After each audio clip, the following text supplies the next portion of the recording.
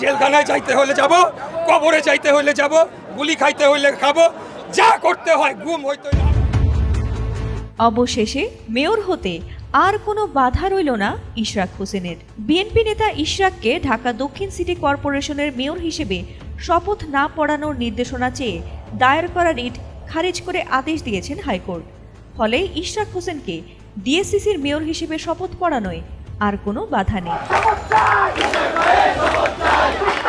বৃহস্পতিবার হাইকোর্টের বিচারপতি আকরাম হোসেন চৌধুরী ও বিচারপতি দেবাশিস রায় চৌধুরীর সমন্বয়ে গঠিত বেঞ্চ এ আদেশ দেন। রায় প্রসঙ্গে ব্যারিস্টার মাহবুব উদ্দিন খোকন বলেন, ডিএসসিসির মেয়র হিসেবে ইশরাক হোসেনের শপথ নিতে আর কোনো বাধা নেই।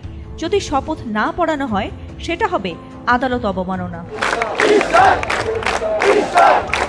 এর আগে গত 14 মে বিএনপি নেতা ইশরাক হোসেনকে ডিএসসিসির মেয়র হিসেবে শপথ না পড়ানোর নির্দেশনা চেয়ে হাইকোর্টে রিট আবেদন করা হয়।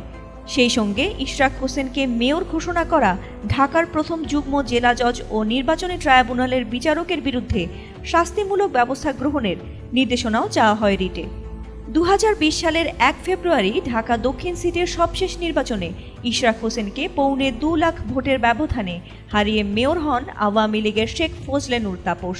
নির্বাচনে অনিয়ম ও দুর্নীতির অভিযোগ তুলে ফলাফল বাতিল চেয়ে 2020 সালের 3 মার্চ মামলা করেন ইশরাক।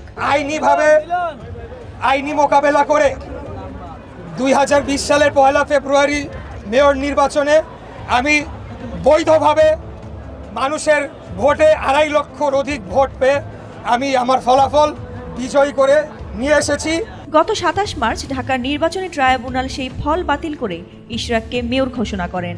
এরপর 27 এপ্রিল ইশরাককে ডিএসসিসির মেয়র ঘোষণা করে গেজেট প্রকাশ করে নির্বাচন কমিশন। এদিকে ইশরাককে ঢাকা দক্ষিণ সিটি কর্পোরেশনের মেয়র পদে বসানোর দাবিতে বেশ কয়েকদিন ধরেই নগর ভবন ও মৎস্য ভবনের সামনে অবস্থান নেন তার সমর্থকরা।